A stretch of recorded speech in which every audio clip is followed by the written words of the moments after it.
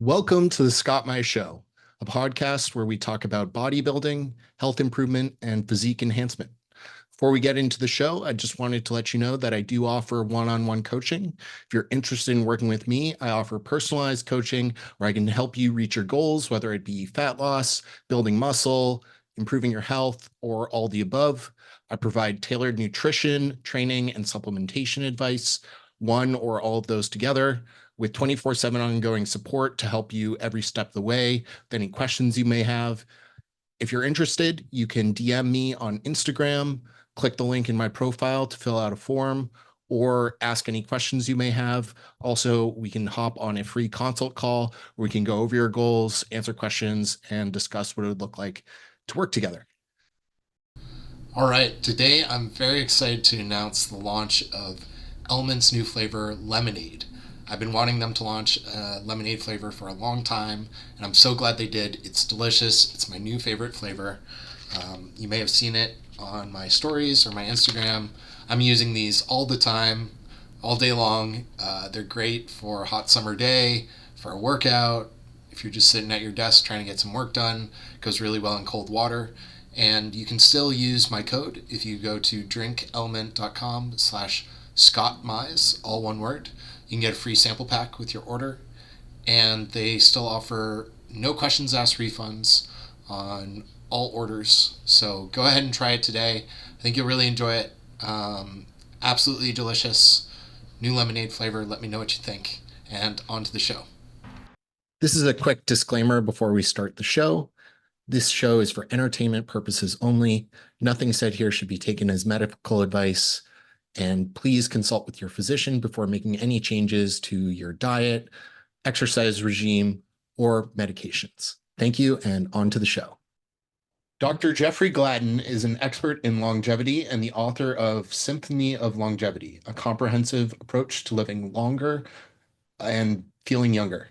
Dr. Jeffrey co-founded the heart hospital Baylor, Scott, and White, which spearheads innovative cardiac programs and medical interventions. Through his clinic, he tailors individualized health plans using the latest science and technologies to help patients achieve vitality and performance. Welcome to the show. Oh, thanks, Scott. Good to be here. Yeah, of course. So I'd love to hear a little bit about your background in medicine, how you got to where you are today, and maybe how your personal medical experience has influenced some of your philosophies. Yeah, for sure. As you mentioned, my background's interventional cardiology, which I practice here for 25 years. And I had the opportunity to co-found that heart hospital, which has spawned several satellite hospitals as well. It's become nationally recognized. And I also built a heart group. I had 10 offices and 12 docs here, and we flew around in a little A36 Bonanza, kind of like a Texas physician, right? Bringing high quality care to outlying areas, things like that. Started cath labs and all of that. And I really loved doing that work. But in my 50s, what happened was I was feeling exhausted all the time, putting on weight and losing strength. And then also, when I would become stressed, and I had a lot going on, I would feel myself go over a cliff of depression. And I was developing brain fog. And my father ultimately died with dementia, not Alzheimer's, but dementia. And so I'm in my early 50s and I'm concerned about this, right? So I go in to one of my colleagues and get quote unquote tested. And the results I got back were, everything looks normal for your age. You're just getting older. Why don't you take an antidepressant, right? So it was a very existential moment for me. I mean, it was like, oh my gosh, I can't believe my life has hit its zenith and it's just going to be downhill from here, right? I mean, it's really crazy. So anyway, I refused to accept that, and that's when I actually threw myself into functional medicine, integrated medicine, age management medicine, and it took me 2.5 years, but I basically cracked the code on everything that was going on. And I got to a point where I felt absolutely great again. Could do anything I want again, right? My kids couldn't keep up with me, whereas I was afraid that I wasn't going to be able to keep up with them, right? So, it turned out that I had something called subclinical hypothyroidism, where my blood work looks normal. It was only detected with basically biometric testing, which in that case has been to be testing my reflexes, but is also measured with a body um, not a body mass index, but basically uh, the same kind of metabolic cart that we use for a VO2 max, a resting metabolic rate. And so then the other thing about it was that genetically, I don't convert inactive thyroid to active thyroid in my brain very well. Mm. So my DIO2 SNP, I'm homozygous for not being able to do that. So that's a 60–80% reduction in the ability to do that. So just putting me on thyroid would not have been the solution. So bidding on the right combination of T3 and T4, active thyroid and inactive thyroid, Yeah. was really a game changer for me. It's like the lights came back on and I woke up with, energy again. It's like, oh my gosh, this is amazing. Yeah. And then, I had lowering levels of testosterone and DHEA. So getting on that, lost 20 pounds of fat, put on 10 pounds of muscle, felt great again there. And then the anxiety and the depression and the brain fog are related to the fact that genetically I don't have Alzheimer's genes, but I don't make certain neurotransmitters very efficiently and I don't methylate well. Mm. So getting on the right combination of supplements to actually help me methylate well and stay away from depression, I could come under all kinds of stress and not get depressed. And I also learned how to meditate, which was incredibly helpful as well. So anyway, with all that, I felt, as I mentioned, just great again. And I started to ask myself, gosh, I wonder how good I can be. I mean, I wonder how good I can be, right? Yeah. How fit, how strong, how mentally sharp, how spiritually connected, how full of purpose and life can I be? And so I actually, what I call base jumped out of cardiology in 2012. Mm. I knew how to make a living there into a world I had no idea how to make a living in, but I felt so called to do it that I did. And that's grown into Gladden Longevity now, which is really focused on um, several things. And one is, answering questions like how good can we be? And the title of the book, 100 is the new 30. How do we make that happen? Yeah. How do we live well beyond 120? How do we live young for a lifetime? Which is a really interesting question in and of itself. And then how do we develop really a 300-year-old mind to go along with a 30-year-old body? Mm. So anyway, those are snippets of kind of how we think about stuff, but I'm happy to dive in further. So Yeah, it's super interesting. I relate to so much of your story in a variety of ways. First off, my grandfather had Alzheimer's. Both of my grandfathers had Alzheimer's, and it runs in the family. mhm. And I'm paranoid of it. Yeah, Uh, we can help you with that, yeah, quite honestly. I don't have the genes that heavily predispose me to it. But yeah, I think, especially being a bodybuilder and using performance enhancing drugs, neurodegeneration is a huge concern for me. Yeah. And I think it's something that's not talked about in our community enough. Um, Hmm. in addition to heart health, I think those are two, Yeah. two of the biggest things. Yeah. So you definitely know a lot about both of those. And then, yeah, my own personal journey, I started TRT when I was 25. Hmm. I was hypogonadal. I had total testosterone of 100 Oh, nanograms per wow. deciliter. Okay. Yeah. Despite being, at a healthy weight, Sure. athletic, I was a collegiate lightweight rower. I Hmm. was, lifting weights, eating well. I was very stressed, but still Yeah. 100 is very low. Yeah. And yeah, it changed my life too. I gained Right. 28 pounds of lean mass and lost like 16 pounds of fat Hmm. without Right. really working out, which Yeah. is crazy, No, it's great. on a Right. pretty low dose, like 125 milligrams a week. Hmm. And so, yeah, I certainly relate to a lot of the things you're saying. It's really fascinating. Um, Zeroing in on the longevity piece a little bit.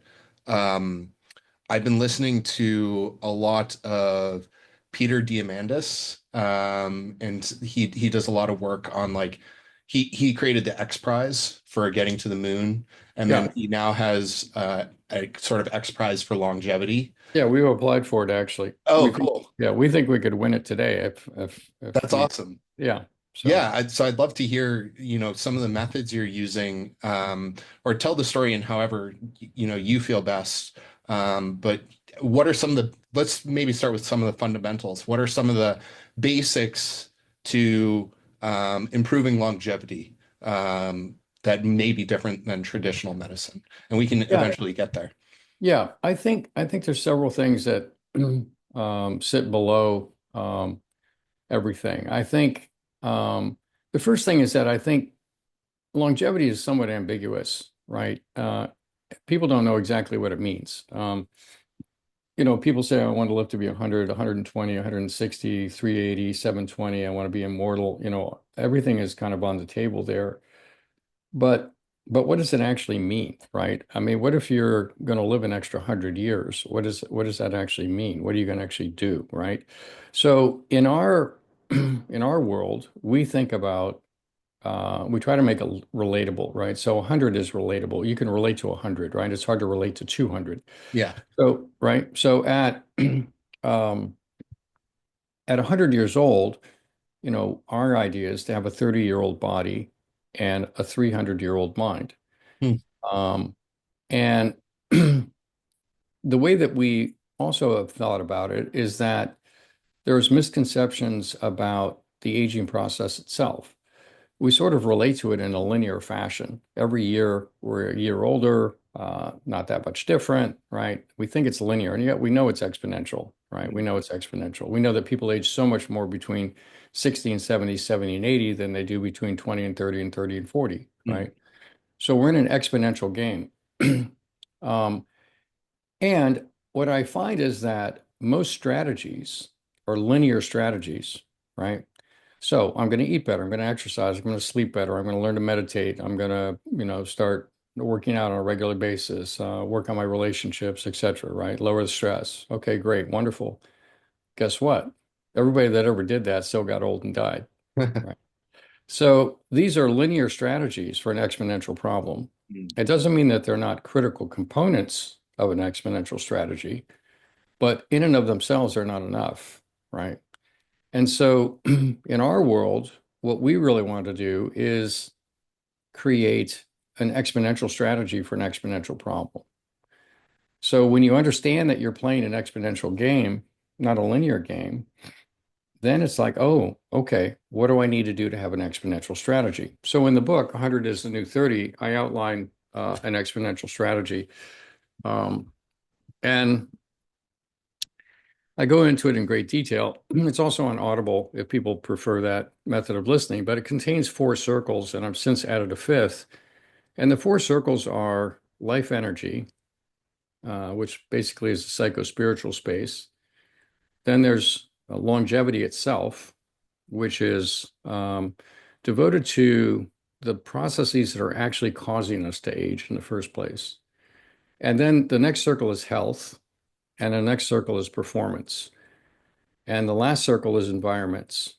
So what we've discovered is that the life energy circle is really the one that binds them all. And that has to do with a number of different key points. So on that circle are things like mindset, right? And do you have a growth mindset? So what is a growth mindset? We hear that term all the time. Well, for me, a growth mindset is can be characterized by, are you married to your answers or are you married to your questions? Right? Yeah. Because once we get married to a set of answers, and this happens in every profession and every space, right? People learn a certain thing and they're taught a certain thing and they discover a certain thing and they can get married to that answer, right? Yeah. And now everybody needs that answer, right?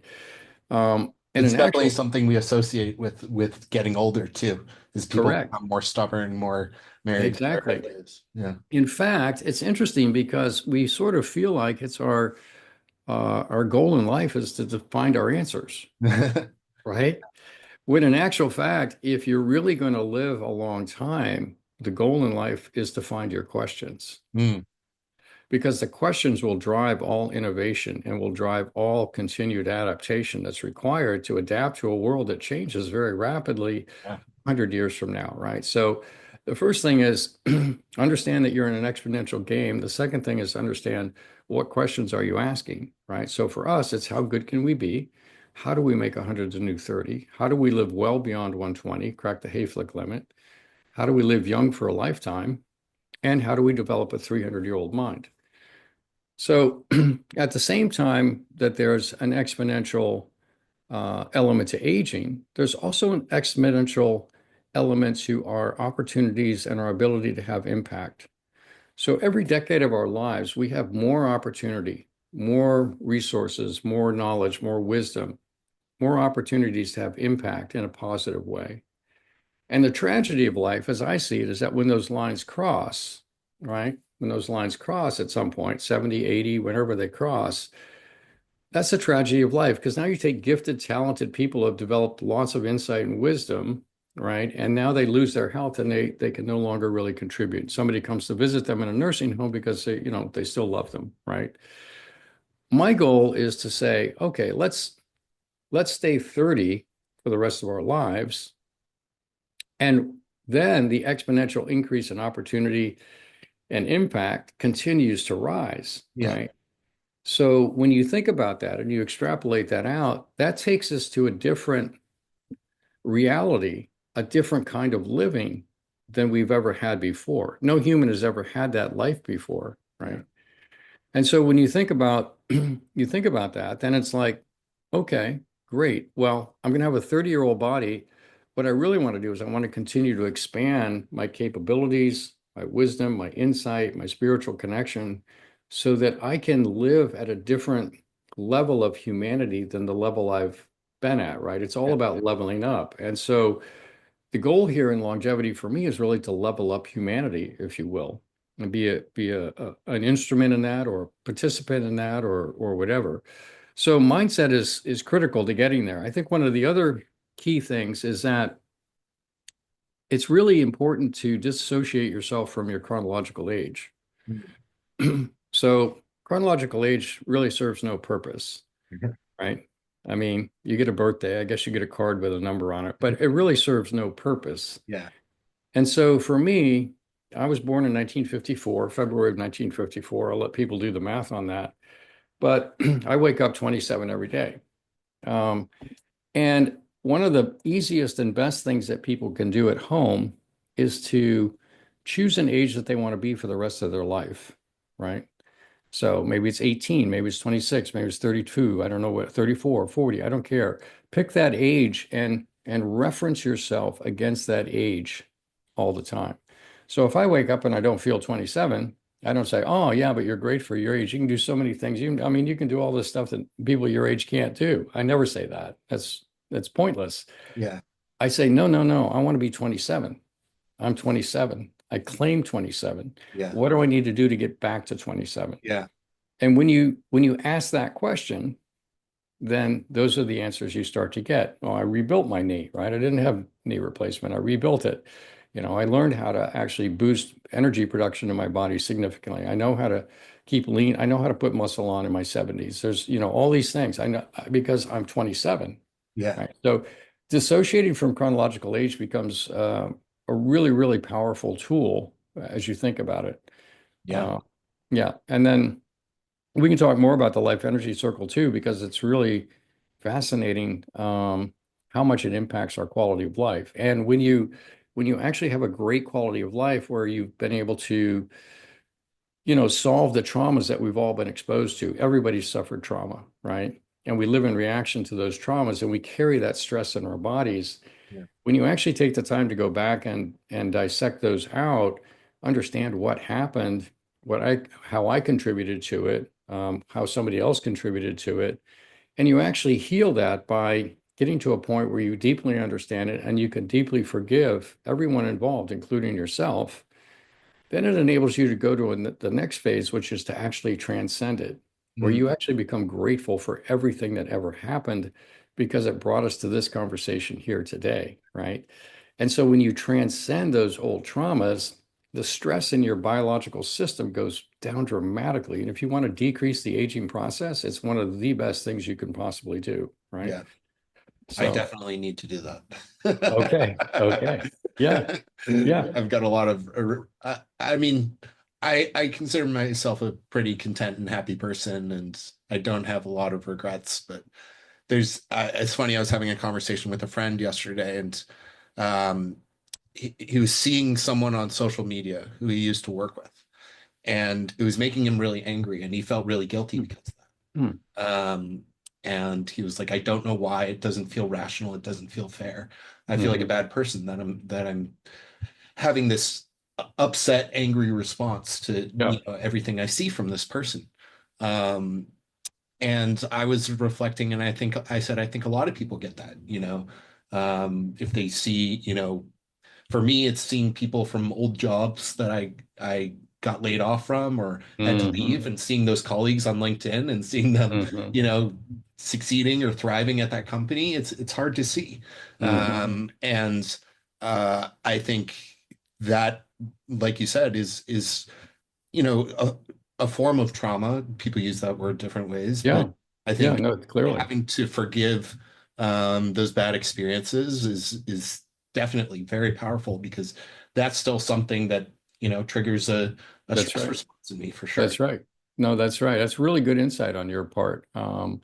Really good insight. And I think, when we feel something like that, and we're all going to feel something like that at some point in time. It could be bumping into an ex, it could be seeing something on social media, it could be, whatever. Um, then the question becomes, because all progress begins with questions, is, oh, why am I feeling this way? Yeah, What is it about this that's causing me to feel this way, yeah, right?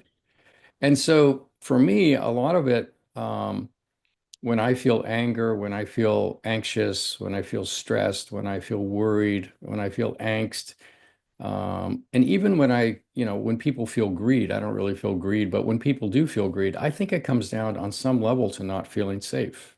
mm, I think there's an element about it that makes us not feel safe. yeah, And so then the question becomes, okay, well, how do I give myself safety yeah, in this particular situation, right?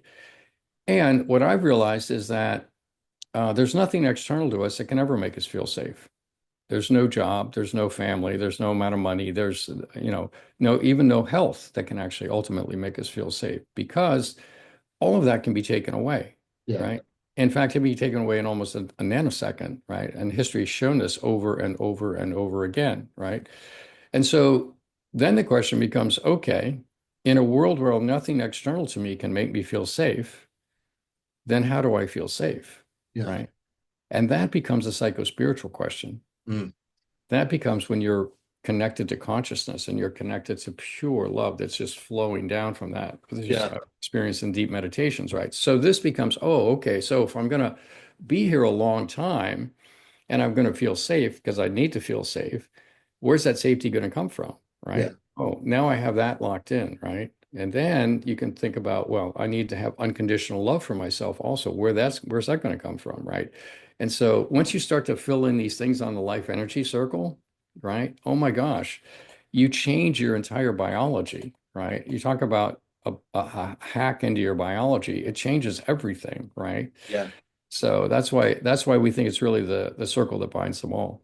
Yeah, I love that perspective. I think safety is a great way to think about it. I remember a long time ago, my dad told me once, it's really stuck with me, that like the thing people want, and I think safety is a better word for it, but he said control.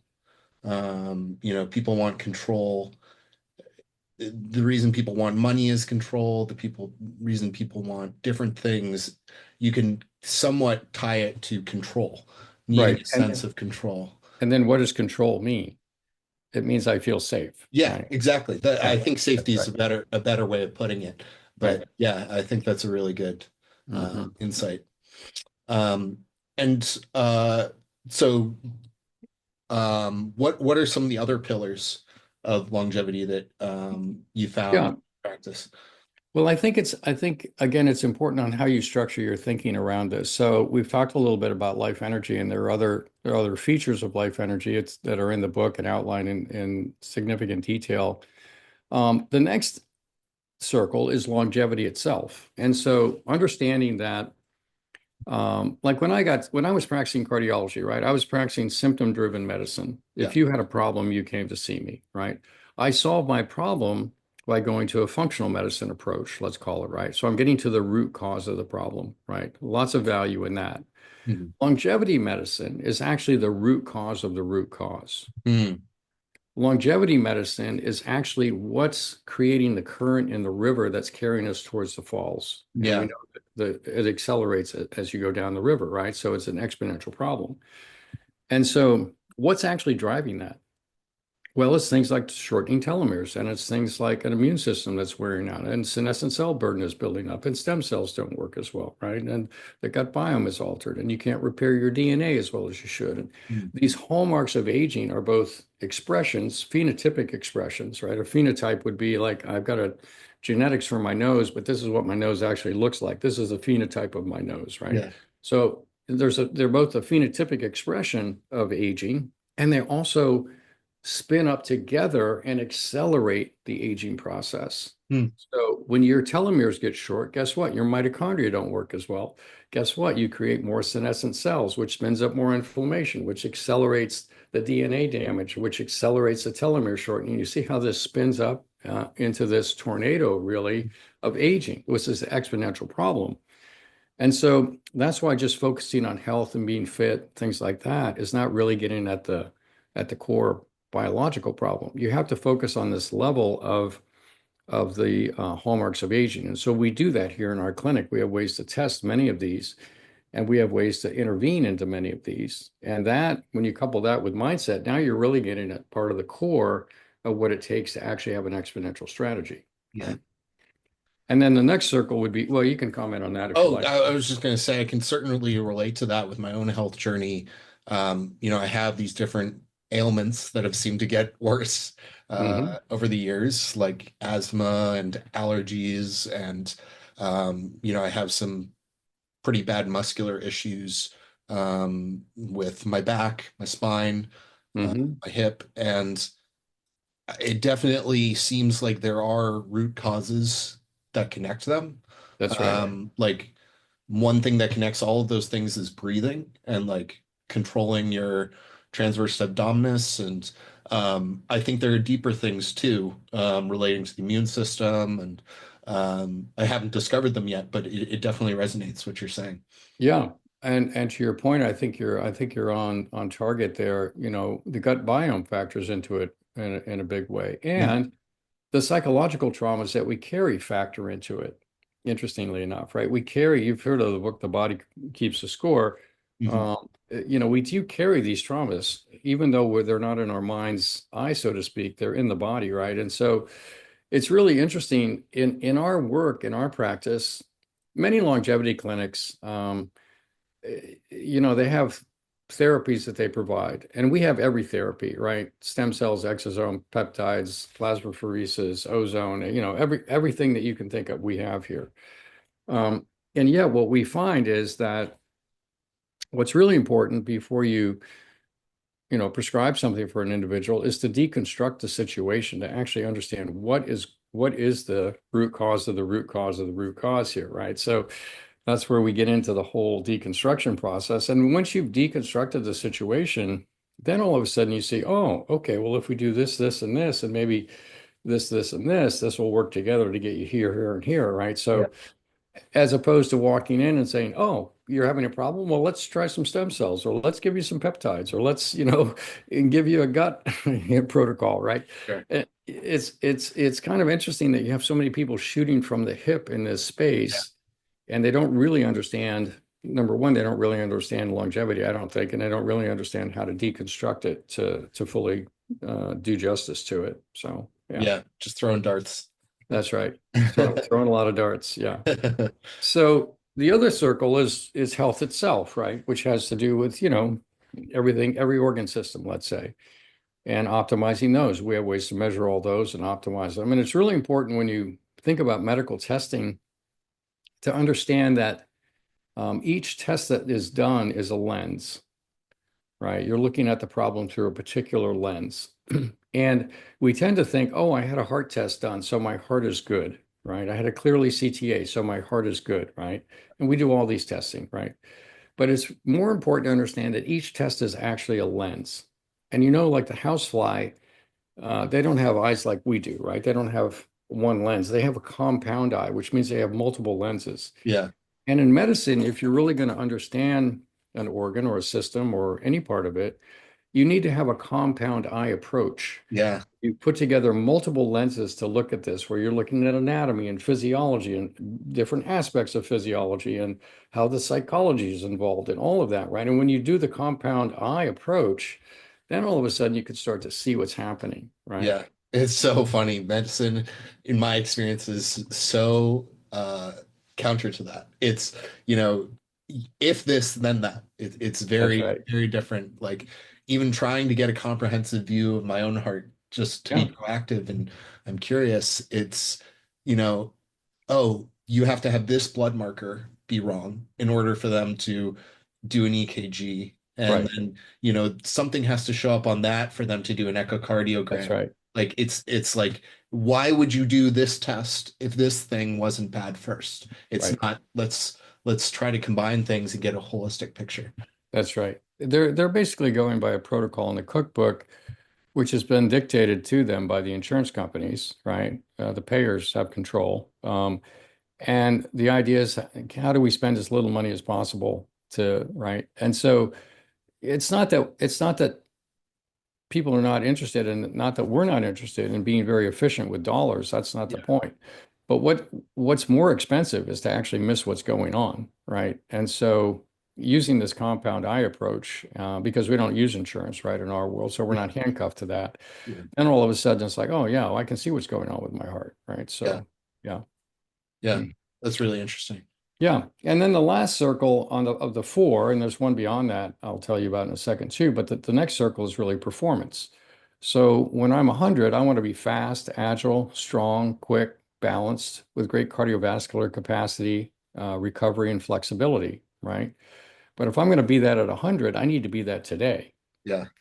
And if I'm not that today, then what do I need to do to be 27, right? Yeah. Because I was good then. And now I'm actually pushing towards 18 because at 18, I graduated from high school. I went to college and played soccer as a freshman. And then my chemistry labs got a little too cumbersome and I couldn't really play much after that. I played a little bit on the JV team, but the point was I was in amazing shape.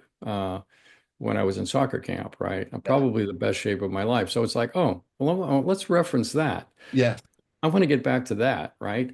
So now I'm asking that question. How do I get to 18 from a performance perspective, Right. right? And so, when you only get the answers in life to the questions that you're asking, Mm. right? So I'm asking that question now, and I'm finding new ways to actually. I crushed a mountain bike ride this past weekend. I rode like 6 trails, and normally I usually can only do 4.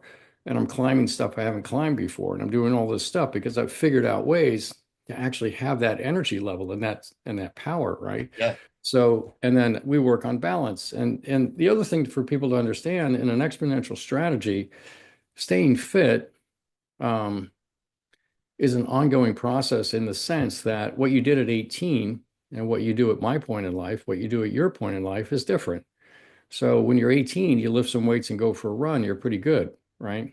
But as you go through life, you've got to add in more things to be fast, agile, strong, quick, balanced, right? You've got to do balance training. You've got to activate small muscles. You've got to do things to activate the nervous system. And I think one of the biggest mistakes in fitness is that people think that they're working out their muscles, but in actual fact, we're not. And the reason we're not is because, if you have a stroke patient, right, and the nerves don't work, the muscles don't work. Yeah. So in actual fact, we're really working out our nervous systems. Yeah. And when you first start lifting a weight, it's not your muscle that gets stronger. It's actually the nerve firing that muscle that gets stronger, right? So the key to life really, and for fitness and for agility and quickness and all of that is the nervous system. So really, the way I think about working out is that I'm really exercising my nervous system. So when Yeah. you think about it through that lens again, now it's like, oh, well, what do I need to do to challenge my nervous system? Mm. Right. And one of the things that I've realized is that it's impossible to get in shape in a gym. Hmm. It's also impossible to get in shape if you don't use a gym, right? But you need to be outside. You Yeah. need to have the air and the wind and the rocks and whatever it Yeah. is, the trail running or the hiking or the biking or the surfing or whatever you want to do. You have to be out there where your nervous system is immersed and being challenged. Mm. And that's so good. And you just don't get that in a gym. Yeah. By the same token, going to a gym, using some weights and some things like that to get at things that's difficult to get at is a wonderful complement to that. So you, Yeah. you need both. But I think too many people would consider themselves quote unquote gym rats and they look good in the mirror, but they haven't really challenged their nervous system to be fast, agile, strong, quick, balance. I can run down the stairs, right? That's kind of, it's Yeah. like, okay, not many people my quote unquote age can run down the stairs, but I want to run down the stairs Yeah. because it's like, why not? Right. Yeah. Yeah. Oh, So that's me to a T. I am yeah, not I'm not functional. there you go. And Yeah. I understand this is a season of my life. I have a very specific goal. I'm going to compete in bodybuilding one more time this year. Okay. And then I'm looking for people are like, "Oh, why do you want to stop?" And I'm like, I want to be fit. I want to be Want to be fit. functional. I want to That's be right. able to, dance spontaneously with my That's wife right. and run after Yeah. my dogs and all these things. That's it. Yeah, there you go. Well, yeah, exactly. So bodybuilding is an interesting sport in that, there's certainly a lot of training that goes into it and a lot of discipline that goes into it, massive amounts of discipline. But to your point, it doesn't really get at, the fast, agile, strong, quick, balanced element of it, Not at right? all. Yeah. Yeah. And so as you leave that, as you finish your final competition, what's your goal going forward? Well, I would encourage you to say, okay, from here on out, I'm going to focus on training my nervous system Yeah. and all the different things that go into. And if you do that, the cardio comes and everything comes, right? So that would be my recommendation. Yeah. Yeah, that's great advice. I'll Hmm. definitely follow it. Um, and I'd love to understand. Oh, sorry, you had another. Well, there's a fifth circle Yeah. that I'm going to mention, and that is the environments that we reside in, Mm. right? Architecting those. So we all live in four primarily, right? Home, work, business travel, vacation travel. Mm. And what's really important is to intentionally architect each of those environments to support the mission. So we can have our home all sorted out, right? And then it's like, oh, I went on vacation for 2 weeks in Italy and the wheels came off, right? Or, when I go to work, everybody's bringing cookies in or whatever it is, right? So if you intentionally architect each environment to support the mission, and it's not about being perfect, it's about Yeah. living a life, but it's about architecting it intentionally. How am I going to work out, right? I flew to New York. I visited my daughter. I had some meetings there, right? I bring my resistance bands. I know I'm probably not going to run through the streets of New York, but there's a stationary bike I can use, right? And stay at a hotel that has one. And if I had a hotel with a sauna or a cold plunge, wouldn't that be great, right? So Yeah. so if you intentionally architect each environment, then you can really succeed and you can really optimize your ability. And it's not about going for PRs every day. Yeah. It's about doing something every day and Yeah. doing what your body is able to take on that day, right? It's a strain. So that's where recovery scores and things like that come in. Yeah. Yeah. I find like the mobility and stretching piece the hardest to architect Hmm. in non-home environments. Like it's Yeah. easy to have, the stretches and the movements and all those Yeah. practices when you're at home, but it's a Yeah. lot harder when you're in an office, Yeah. or when you're traveling. Yeah. More so for business travel, especially. So here's what we do. We put balance boards in the office. We put Swiss balls in the office, right? So Yeah, you kneel on those, sit on those, roll around on them, stretch on them. that's great. I mean, make it like when I first started doing balance training, I just stuck the board in front of the sink in the bathroom and I'd get on it while I was brushing my teeth, right? Yeah, It's like put it in the way yeah, where you don't have to go do it. It's I like simply it's in the way of what you want to do, right? yeah, So yeah, good way to yeah, do that. So, yeah. No, I was just pointing out that I think architecting, a lot of people just think of it as food, but it can be a lot of things. Like you mentioned, that's right. exercise, recovery modalities, sauna, cold plunge, all.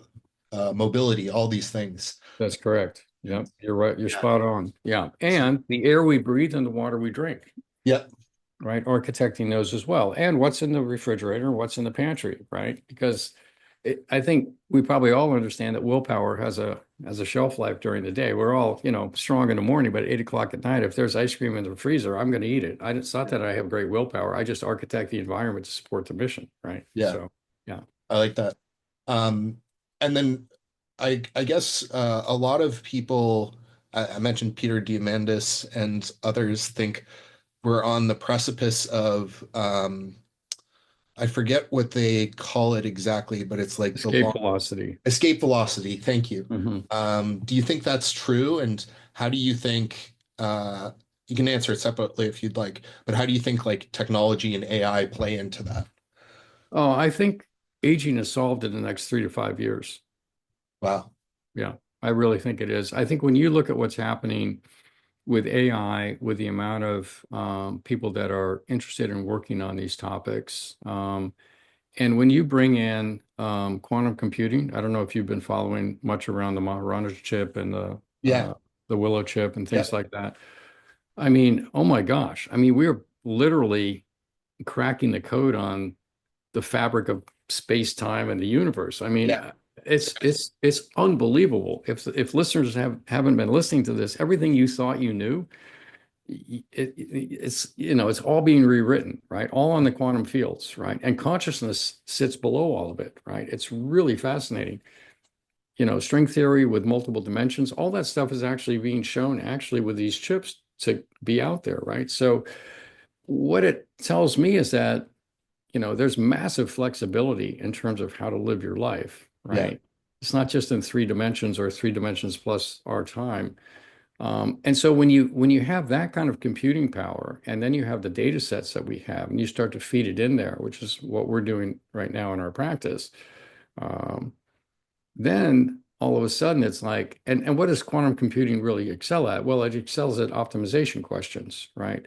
So each of us is an F1 car, right? And we want to optimize performance, right? And we want to optimize longevity and all that. So we're looking at it through that lens. And I think really we could solve longevity and aging very quickly. In fact, I almost think if you got all the right people together in a room today, you just about have it solved. Yeah. I'm incredibly optimistic that in the next 3 to 5 years it will be solved, which then, of course, raises the question, okay, now I can be 30 for the rest of my life. So now what? Right. So then you get back into the life energy circle. It's like, okay, well, what does this Yeah. mean? And how are we going to do that? Right. So there you go. Yeah. Yeah. I that's what I really like about the approach you've described is like, people talk about things like gene editing and pharmaceuticals that will stop aging at the biological level.